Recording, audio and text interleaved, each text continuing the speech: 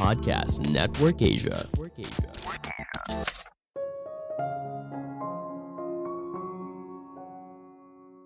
Belajar hal baru bukan hanya mendukung kamu untuk sukses, tapi penting untuk bertahan hidup.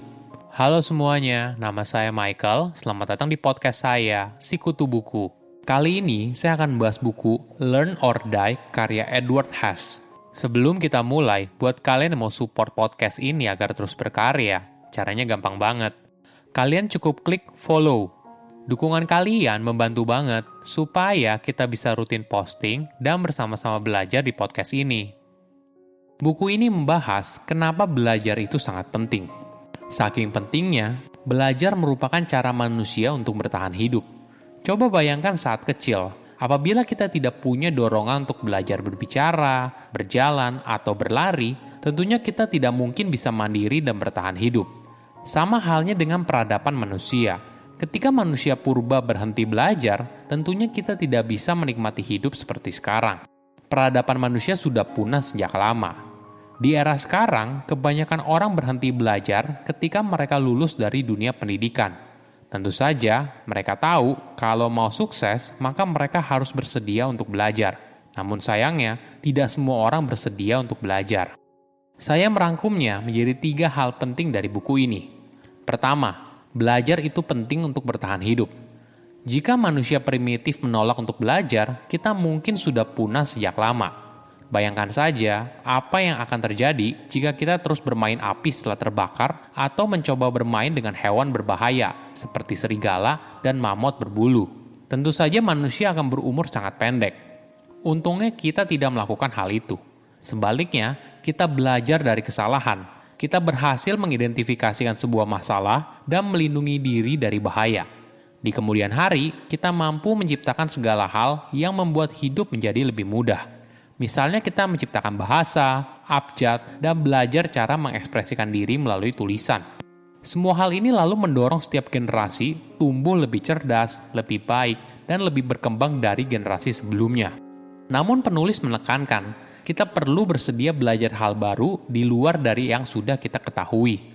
Misalnya seperti ini, saat kita kecil hingga beranjak dewasa, kita menghabiskan belasan tahun pertama hidup kita untuk belajar menyesuaikan diri dengan masyarakat.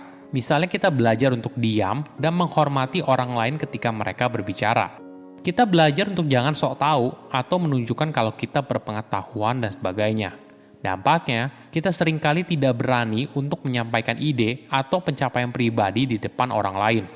Hal ini kadang juga bisa merugikan. Tentu saja penting untuk bersikap hormat, tahu kapan harus diam, tapi yang tidak kalah penting, tahu kapan harus bicara. Dengan kata lain, kita harus tahu kapan harus mengikuti arus dan kapan harus berani menantang status quo. Ada fakta yang menarik. Kita seringkali memisahkan antara rational mind dan emotional mind. Kenyataannya, berpikir itu tidak mungkin apabila tidak ada sisi emosionalnya.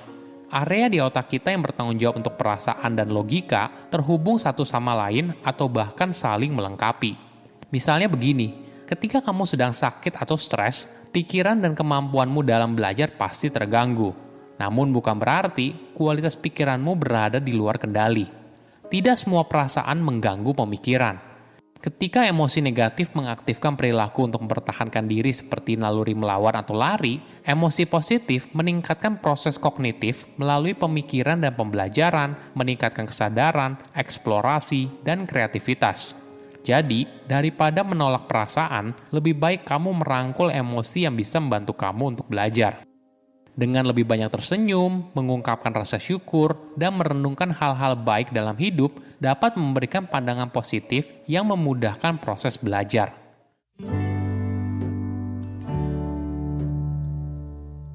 Kedua, menciptakan budaya pembelajar. Apakah kamu pernah lihat lowongan kerja yang ditulis seperti ini? Mencari kandidat yang punya motivasi tinggi, bisa langsung bekerja, dan sebagainya.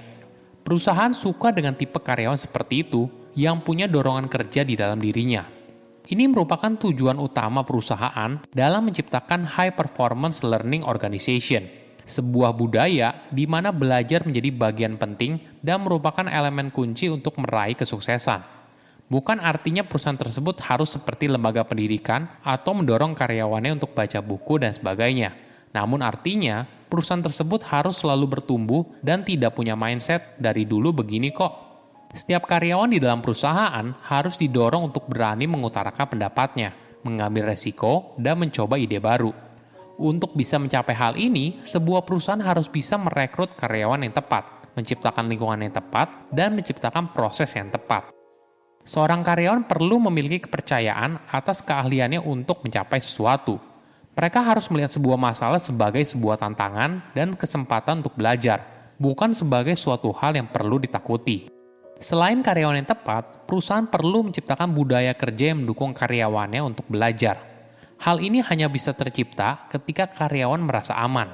Sebagai contoh, Toyota mendorong karyawannya untuk jujur atas kesalahan yang mereka perbuat. Hal ini hanya bisa terjadi apabila karyawan tahu kalau mereka tidak akan dipecat. Terakhir yang cukup penting adalah proses yang tepat. Sayangnya, kita tinggal di dunia di mana seseorang akan lebih dihargai ketika memberikan informasi daripada bertanya. Inilah yang membuat setiap orang ingin berbicara karena dianggap lebih pintar daripada orang lain. Namun perlu disadari, percakapan yang baik membutuhkan si pembicara dan si pendengar untuk saling memperhatikan.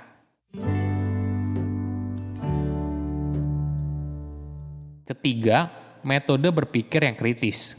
Bagaimana cara berpikir kritis dan membuat analisa yang lebih baik? Ada dua cara yang mungkin bisa kamu coba.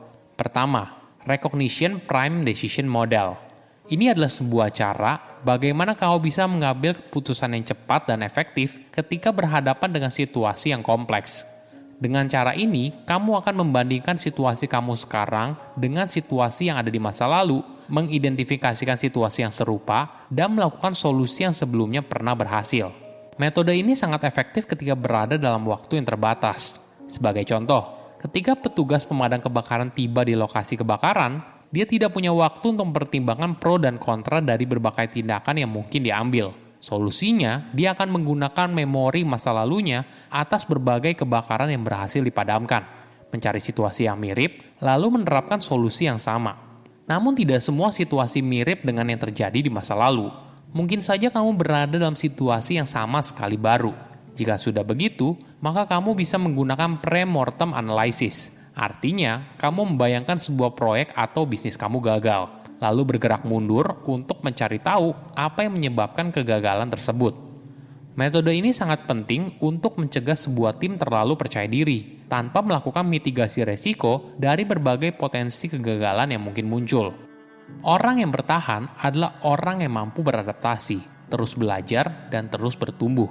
Belajar jangan dianggap sebagai sebuah paksaan, tapi sebagai bagian penting untuk bertahan hidup. Saya undur diri, jangan lupa follow podcast Sikutu Buku. Bye-bye. Pandangan dan opini yang disampaikan oleh kreator podcast, host, dan tamu tidak mencerminkan kebijakan resmi dan bagian dari podcast Network Asia. Setiap konten yang disampaikan mereka di dalam podcast adalah opini mereka sendiri dan tidak bermaksud untuk merugikan agama, grup etnik, perkumpulan, organisasi, perusahaan, perorangan, atau siapapun dan apapun.